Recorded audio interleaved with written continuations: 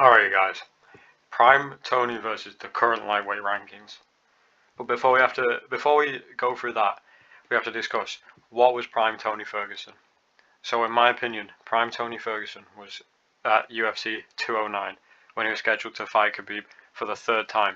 This was when he was coming off of the RDA win, which was, I think it was his best performance, where he dominated RDA, who had just come off, was one fight removed from being champion, at altitude in Mexico City, where he put on an absolute clinic for 5 rounds and dominated him, proving his insane cardio and durability. So this was Prime Tony. We can see a bunch of pictures of him right here. When he was on his win streak, there was 9 fights this time. 2017, he was 33 years old, so well before the age of decline, and it was before he tripped over the cable and tore his knee apart. So this was Tony Ferguson at his absolute peak. Anyway, let's see how it would go up against the current lightweight rankings.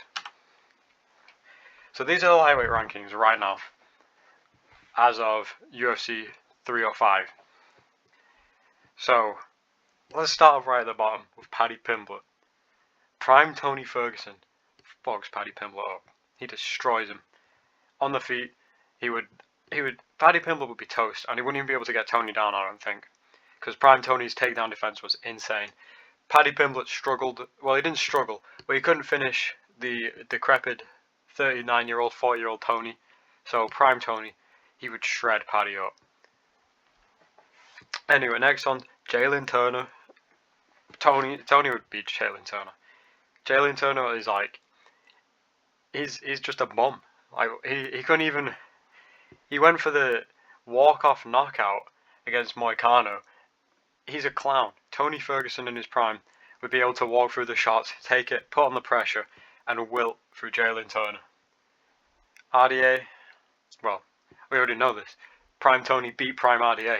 So, old RDA versus Prime Tony, no chance. Benoit Saint Denis. Well, you see, if I was Lucas Tracy, I know who I'd be picking for this. But Benoit Saint Denis, his cardio just wouldn't be able to hold up against Prime Tony, because Benoit's got good grappling. He's got a good chin. Even though he got knocked out by Poirier, he's a good fighter all around. But he might last a couple of rounds, but by the third round, Prime Tony would be just piecing him up and cutting him, slicing up with the elbows. And honestly, I think Prime Tony would either TKO or submit Benoit Saint Denis. Renato Moicano, similar thing. Prime Tony, it was just undefeatable, really. When he was in his prime, no matter what you hit him with, he would get back up, and he wouldn't tap out. And his jiu-jitsu, his takedown defense, and his survivability on the ground meant that it would be so hard to even get him in a submission in the first place. And on the feet, his endurance and his durability led to him just always finding a way to win a fight. So I think he would beat Renato Moicano. Same for Rafael Fiziev. I think Fiziev is good on the feet. He would be a good striker, just like Lando Venata was. And when Tony fought Venata was a very good striker. And even though he got dropped, he eventually willed him due to the pressure. And I think Prime Tony would probably submit Rafael Fiziev. But Max Holloway. This is the first one where I think it's actually tough. Prime Tony versus Max Holloway right now, which is Prime Max Holloway, I think. Or, second Prime Max Holloway. I don't know. This would be such a tough fight, because neither of them are going to get knocked out. Max has got power now, but Tony's chin was undefeated, same as Max Holloway's. Max Holloway's good on the ground, and so is Tony. This would be a stand-up fight, I think. And I don't think Max would get submitted, and I don't think Tony would get submitted. So it would be a striking battle. And I do think Max Holloway's a better striker. But I think this would go to a decision. And I think that Tony Ferguson doesn't wear damage as badly as Max Holloway. Because if you see Max Holloway in the Volk fight, in the third Volk fight, he was sliced up. He looked badly beaten. Tony Ferguson, other than in the Gagey fight, he didn't actually, when he was in his prime, he didn't wear damage too badly. Like, he would take shots, but it wouldn't show up on his face as badly. So I think that this fight it would be a really close fight, and it could go either way. But I think that Tony could win it just by the fact that his elbows would cut Max Holloway up, and Max Holloway would look more damaged than Tony. Even if they landed a very similar amount of strikes, it was a very close fight. I think it would be a very close decision, and it could go either way, really. I wouldn't be mad if someone said Max Holloway would beat Prime Tony. Mateusz Gamrot, bro, this guy stands no chance against Prime Tony though. Gamrot, he just takes people down. He doesn't even hold them down. So what would he do against Prime Tony? He would just take him down, and Tony would get right back up and just continue slicing him up on the feet, beating him up. And yeah, Gamrot, he doesn't really have anything for Tony. He might even take Tony down and get submitted, because he's got no ground control. He just takes down, and Tony's takedown defense and getting back up was insane in his prime. If you see his takedown defense against Kevin Lee was amazing. His takedown defense throughout his entire prime was just something else. His sprawls were amazing. He would beat Mateusz Gamrot easily, no doubt about it.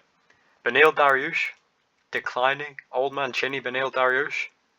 Yeah, Prime Tony beats him. Dariush beat the old Tony, like the decayed Tony. Took him to a decision and kind of just held him down. But this was like when Tony was weak and old. But in his prime, Tony would be able to get up, and he would probably submit Dariush, I think.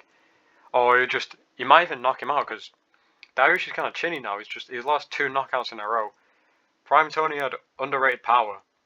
He didn't knock a lot of guys out, but he had pretty solid hand. He had a lot of thud, and I think he would definitely beat Dariush. Michael Chandler, right now, 38-year-old Michael Chandler. Tony Ferguson, when he fought Michael Chandler, was when the declined Tony Ferguson on his losing streak. In round 1, he was beating Michael Chandler up. So I think Prime Tony finishes Michael Chandler in that round. If that was Prime Tony, he probably would have jumped on a choke, or just continued to beat him down. And I think Prime Tony, his reactions and his speed would be enough to not get caught by the kick.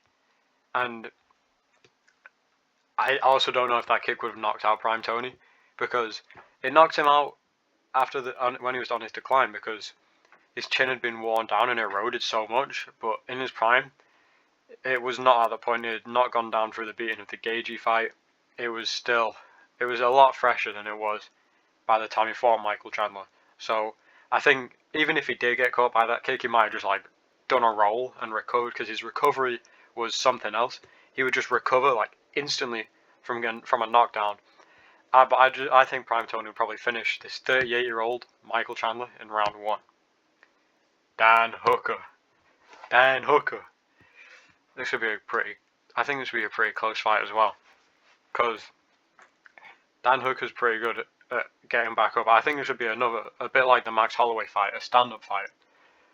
But I think Prime Tony would, again, Dan Hooker wears damage a lot in his fights. So I think Prime Tony would just eventually get to him with the pressure and the elbows, and Dan Hooker would look like a mess after this fight. So even if Tony didn't finish Dan Hooker, he would have made him look so bad, it would have probably been a unanimous decision for Tony.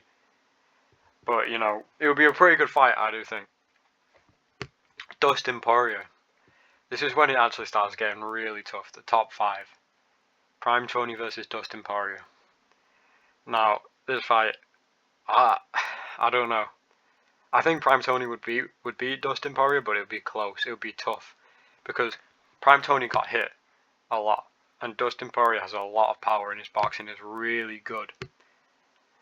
But that being said, I think Dustin Poirier lost to Charles Oliveira, and I think Prime Tony fought in a sort of similar way. So Prime Tony would have walked in, he would have took the shots. He probably would have lost rounds 1 and 2, to be honest. But I think by round 3, he would have kept up the pressure. Dustin Poirier would start to get tired a little bit, and then the pressure would eventually get to him. And then by rounds 4 and 5, Tony Ferguson would just be piling on the shots. And Dustin Poirier, I think he would get TKO'd round 4 or 5, or submitted like very late into the fight. I think Dustin would definitely win the first few rounds. Tony would probably get dropped, and it would come close to finishing him. Dustin would come close to finishing Tony, but I think Tony would survive and then keep up the pressure because he just never got tired, and he would just eventually beat Dustin Poirier up. Dustin would get tired and he would start to wilt, and Tony would either standing TKO him, doctor stoppage, or he might get a submission, like by a rear naked choke. In like round 4 or 5, if Dustin was just tired and blooded up, Tony could just jump on the choke. But this would be a pretty tough fight, and honestly, Dustin could just beat him if by stopping him with the power and stopping him coming in. But Prime Tony he wasn't gun shy like he became after the Gaethje fight. With that being said, Justin Gaethje versus Prime Tony. Well, so when they fought, Tony was not in his prime. That was 36-year-old Tony after the knee injury, after 2 weight cuts, when he has been in a fight camp preparing for Khabib. So, all that being considered, Prime Tony versus Justin Gaethje now, I think Prime Tony wins, because again it's similar to the Poirier fight, but I think Poirier has more of a chance than Gaethje, because Gaethje is still kind of a wild man, just throwing he's just throwing like big bombs, and I think Tony would lose the first few rounds. He would get like every time we go in, he'd probably get cracked, but eventually, because the pressure would keep on coming, he would start to wilt, and he was faster than he was against when they actually fought. Because Prime Tony was way quicker than the Tony Ferguson that fought Gaethje, and he dropped Gaethje in that fight. I think he would have submitted him, to be honest. I think Gaethje's got like white belt jiu-jitsu. Prime Tony would have submitted Justin Gaethje, no doubt about it. It's not. I think the Prime Tony versus Justin Gaethje is nowhere near as close as than the fight against Poirier or Holloway. Prime Tony versus Charles Oliveira. This is one of my dream fights. I wish could have happened. And again, when they fought, that was not Prime Tony. This was just further and further away from Prime Tony, and it was Prime Oliveira. So this fight, it could really go either way. They literally have such similar fight styles, and if Tony could avoid getting taken down and submitted, because he wouldn't submit, but if he could avoid the takedowns, like he did in his prime with his great takedown defense and sprawls and get-ups, then I think Prime Tony has a solid chance of beating Oliveira with the pressure, and I think he would wilt Oliveira if he can avoid the takedowns and getting submitted. If Tony survives the submissions, then he wins on the feet by a late round stoppage, because I think Oliveira would start to wilt and Tony would just keep the pressure up, like it is with so many of these fights. But this one, I don't know. I feel like Charles could take him down and latch up a choke, but I don't know. If you see the Tony versus Castillo, Tony got caught with a head and arm choke, but it was right at the end of the fight. If he was like sloppy like that against Charles Oliveira, then the fight would probably end by a choke. So this one really is a 50-50. This is like the Max Holloway fight. It just depends if Tony avoids the chokes throughout the entire fight, then he can win. For Tony versus Arman Tsarukyan, again, this one's tough. I don't know if he could beat Arman, just because Arman's grappling is so good that I think he would take Tony down and do a lot of ground and pound. But Tony's survivability, and off his back he was always throwing elbows and throwing up submissions, so Arman would have to be careful. And on the feet, Arman's actually like underrated on the feet. Arman's got good striking and he's got really good kicks, and he was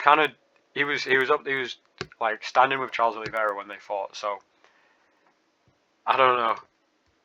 I would actually kind of lean towards Arman versus Prime Tony, but again, it would be close. I would say like 60% of the time Arman would win, but 40 Tony.